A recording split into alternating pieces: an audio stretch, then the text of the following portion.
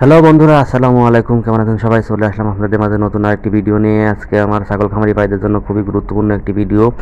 আজকে আমি আলমগীর কবির স্যারের কাছ থেকে আপনাদেরকে জানানোর চেষ্টা করব যে ছাগলের কখন কোন রোগ হয় এবং কোন রোগের কোন ভ্যাকসিন দিতে হয়, পিপিআর রোগ কী, পিপিআর রোগের লক্ষণ কী, কীভাবে পিপিআর রোগের ভ্যাকসিন দিতে হয়, কয়দিন পর পর পিপিআর রোগের ভ্যাকসিন দিতে হয়, এ টু জেড সম্পূর্ণ আপনাদেরকে বিস্তারিত বলে দিবে আলমগীর কবির স্যার। তো ভিডিওটি সবাই ধৈর্য সহকারে দেখবেন এবং ভিডিওটি যদি লং হয়ে যায় তাহলে আমি 2 পর্বে ভিডিওটি আপলোড দেবো, সবাই ভিডিওটি দেখবেন। আর ভিডিওটি শুরু করার আগে আমি আপনাদের একটি কথা বলতে চাই, আপনারা যদি আমার চ্যানেলে নতুন হয়ে থাকেন তাহলে অবশ্যই আমার চ্যানেলটি সাবস্ক্রাইব করবেন এবং লাইক কমেন্ট শেয়ার করবেন। তাহলে চলুন ভিডিওটি শুরু করা যাক।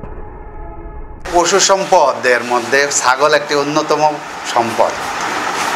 বাংলাদেশে পশু পালন করি আমরা গরু, মহিষ, ছাগল, ভেড়া, এখন সম্প্রতি গারল পালন শুরু হয়েছে। কিন্তু এর মধ্যে আমাদের কোনো প্রাণীরই নিজস্ব কোনো জাত নাই, একমাত্র বাংলার কালো ছাগল ছাড়া। বাংলাদেশের কালো ছাগলের যতগুলো বৈশিষ্ট্য জাতের বহন করে আর কোনো প্রাণী ওই বৈশিষ্ট্যগুলি গ্রহণ করে না। বাংলাদেশের কালো ছাগল বাংলাদেশে একটা অত্যন্ত গুরুত্বপূর্ণ সম্পদ, কিন্তু বিভিন্ন কারণে আমরা এখন কালো ছাগলের উৎপাদনে পিছিয়ে যাচ্ছি। যদিও ছাগল উৎপাদনে এখনও বাংলাদেশ পৃথিবীতে চতুর্থ, কিন্তু আসলে ছাগল উৎপাদনে আমাদের যে সুযোগ সুবিধা আছে সেটা কাজে লাগাতে পারলে আমরা ছাগল উৎপাদনে বিশ্বে প্রথম হতে পারতাম। আমাদের যে কালো ছাগল, সে কালো ছাগল পালনের সুবিধা হচ্ছে আমাদের কালো ছাগল গড়ে 2টা বাচ্চা দেয়, কোনোটি 4টা বাচ্চা দেয়, কোনোটি 3টি বাচ্চা দেয়, কোনোটি 1টি বাচ্চা দেয়, আবার কোনোটা 2টা বাচ্চা দেয়।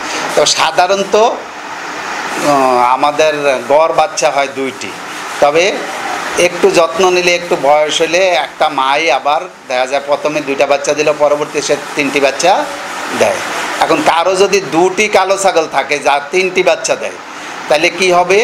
তার বছর শেষে বাচ্চা হবে কয়টি? প্রথমে 2টি, আবার 6 মাস পরে কিন্তু সে আবার মা হয়, অর্থাৎ বছরে সে 2বার বাচ্চা দেয়। তাহলে একটা ছাগল থেকে আমরা কয়টা বাচ্চা পেতে পারি? আমরা পেতে পারি 6টি বাচ্চা। তাহলে কারো যদি 2টি ছাগল থাকে, 2টি ছাগল থাকলে সে বছরে 12টি বাচ্চা পাইতে পারে এবং প্রতি মাসে 1টি করে বাচ্চা বিক্রি করলে তার সংসারের অনেকগুলো খরচ সে ইচ্ছা করলেই অনায়াসে সম্পূর্ণ করতে পারে। এই জন্য আমাদের কালো ছাগলের প্রতি আমাদের যত্নবান হওয়া খুবই জরুরি। কিন্তু অত্যন্ত দুর্ভাগ্যের বিষয়, আমরা বিভিন্নভাবে আমাদের এই জাতটা হারিয়ে ফেলছি। এখন আমাদের দেশে যমুনাপাড়ি, যেটা রাম ছাগল নামে পরিচিত, এই ছাগলটা পাওয়া যায়। তো অনেক সময় আমরা করি কি, বীজ দিতে সময় কালো ছাগলের, আমাদের বাংলার যে কালো ছাগল যেটা আমাদের একমাত্র বিশুদ্ধ জাত, সেটার সাথে আমরা যমুনাপাড়ি ক্রস ঘটাই, বলে আমরা বাচ্চা পাই এলো ব্ল্যাক বেঙ্গল আর যমুনাপাড়ি ক্রসের। এটা হয়তো লম্বা চূড়ার দিক থেকে হয়, কিন্তু উৎপাদনের দিক থেকে এটা কখনোই কালো ছাগলকে অতিক্রম করতে পারে না। কারণ যমুনাপাড়ি ছাগল কখনোই 3টা বাচ্চা দেয় না, সে সব সময় 1টা বাচ্চা দেয়, কালে বদ্রে 2টা বাচ্চা দেয়। সুতরাং উৎপাদনের হিসাবে আমরা কি করতে পারি, যমুনাপাড়িকে এতটা উৎসাহিত না করে আমরা অবশ্যই কালো ছাগল পালনের দিকে আমরা নিজেদের মনোনিবেশ করতে পারি। এখন ছাগল পালার ক্ষেত্রে সমস্যা কি? ছাগল পালার ক্ষেত্রে ছাগলের 2টা রোগ বেশি হয়। এর একটা হচ্ছে নিউমোনিয়া আর একটা হচ্ছে পিপিআর। তো নিউমোনিয়া রোগটা ছাগলে বেশি হইলেও এটা খুব সহজেই ভালো করা যায়, কিন্তু পিপিআর একটা ভাইরাস ঘটিত রোগ। এই রোগটা হইলে ছাগলের বাঁচানো খুব কঠিন হয়, যদি জানা না থাকে সেই ক্ষেত্রে বাঁচেই না। এই জন্য আমরা চাষি ভাইদের বলবো, পিপিআর রোগটা সম্পর্কে তারা যেন একটা সুস্পষ্ট ধারণা রাখেন। পিপিআর এটা একটা ফ্রান্সের শব্দ, এর ফুল মিনিং করলে আপনারা মনে রাখতে পারবেন না। তো আমরা এখন জনপ্রিয়ভাবে রোগটাকে পিপিআর রোগই বলি। পিপিআর রোগটার লক্ষণগুলো কী কী এবং কী কী কারণে হয় এবং তার প্রতিকার কী, আমরা এই 3টা জিনিস নিয়েই এখানে কথা বলবো। পিপিআর রোগের যদি আমরা দমন করতে পারি, পিপিআর যদি আমরা নিজেদের কন্ট্রোলে নিয়ে আসতে পারি, তাহলে আমরা কালো ছাগলের ফার্ম করে কিংবা ব্যক্তিগত পর্যায়ে কালো ছাগল পালন করে আমরা অবশ্যই লাভবান হতে পারবো। আমাদের ছাগল উৎপাদনে প্রধান বাধা এখন হচ্ছে পিপিআর। এই পিপিআর রোগটার লক্ষণ হচ্ছে, প্রথম সামনের দিকে কিছু লক্ষণ থাকবে, আবার পিছনের দিকে কিছু লক্ষণ থাকবে। সামনের দিকের লক্ষণের মধ্যে আমরা কি কি দেখতে পাবো? চোখ লাল হয়ে যাবে এবং চোখে ফিসুটি জমবে, যেটাকে আমরা বাংলা ভাষায় কেতুর বলি। কেতুর জমে একবার চোখ 2টা জোড়া লেগে যায়। মুখের দুই কোণে সাদা বর্ণের পদার্থ জমে এবং গা হয়ে যায়, জিহ্বাটা সাদা হয়ে যায় এবং নাকে ঘন সর্দি থাকে, ঘন সর্দির কারণে তার শ্বাস নিতে কষ্ট হয়। এটা হলো সামনের লক্ষণ। এই লক্ষণগুলি থাকলে পিপিআর হবে না, যদি না তাতে আবার পাতলা পায়খানা না থাকে। পিছনের দিকে আমরা কি দেখব? পিছনের দিকে সে পাতলা পায়খানা করবে এবং পায়খানাটা অবশ্যই তার চামড়ার সাথে পশমের সাথে লেগে থাকবে। কোনো কোনো ক্ষেত্রে সামান্য মাত্রায় রক্ত যেতেও পারে, আবার নাও যেতে পারে। তো পাতলা পায়খানা হলে আমরা পিপিআর পাবো না। আবার সামনের দিকের যে লক্ষণগুলি বলছি আমরা, চোখে পিছুটি জমা, গালের দুই পাশে সাদা পদার্থ জমা, জিহ্বা সাদা হয়ে যাওয়া, নাকে মুখে ঘন সর্দি থাকা, এগুলি হইলেই পিপিআর না।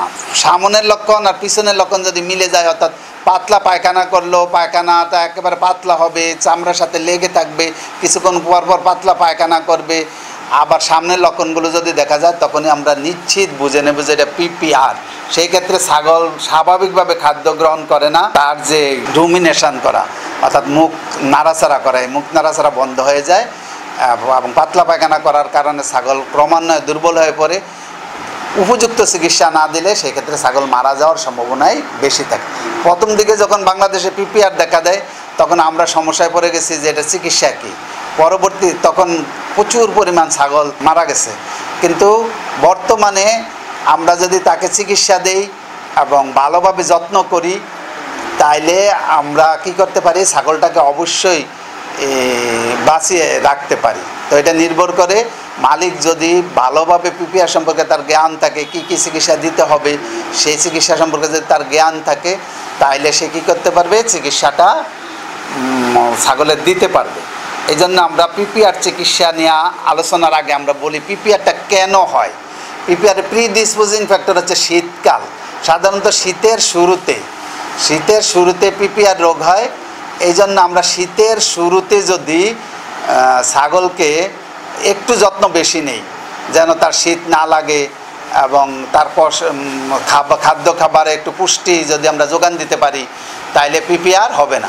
সবসময় মনে রাখতে হবে, রোগ হইলে ভালো হবে এই আশায় যদি আমরা রোগ হইতে দেই, তাহলে কয়েকটা অসুবিধা। একটা হলো উৎপাদন কমে যাবে, 2 নম্বর হলো রোগ ভালো করতে প্রচুর পরিমাণ টাকা পয়সা খরচ হবে, আবার উপজেলা আসা যাওয়ায় সময় নষ্ট হবে। এই জন্য আমরা চেষ্টা করব যেন ছাগলের রোগ না হয়। তো রোগ না হওয়ার জন্য আমরা কি করব, প্রথম কথা হলো শীতের শুরুতে পিপিআরটা দেখা দেয়। এই জন্য শীতকালের শুরুতেই আমরা ছাগলের বাসস্থান সম্পর্কে একটু সচেতন হব, বাসস্থান পরিষ্কার পরিচ্ছন্ন রাখবো, ছাগলের খাদ্য খাবারে আমরা একটু পুষ্টিকর খাবার দিব, দানাদার খাবার দিব, যাতে ছাগলের রোগ প্রতিরোধ ক্ষমতা বাড়ে এবং ছাগল যাতে শীতে কষ্ট না পায়, এই জন্য আমরা প্রয়োজনীয় ব্যবস্থা করব। প্রয়োজনীয় ব্যবস্থার মধ্যে আছে ছাগলের গায়ে ছালা বেঁধে দেওয়া, তারপর হচ্ছে শীতে ঘরের মধ্যে ঠান্ডা বাতাস প্রবেশ করে এমন জায়গায় ছালা টাঙ্গিয়ে দেওয়া, অথবা যেভাবে ঠান্ডা বাতাস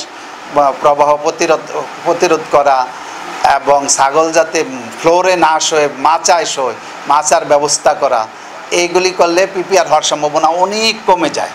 এখন পিপিআর রোগ প্রতিরোধের ক্ষেত্রে আমরা কি করতে পারি,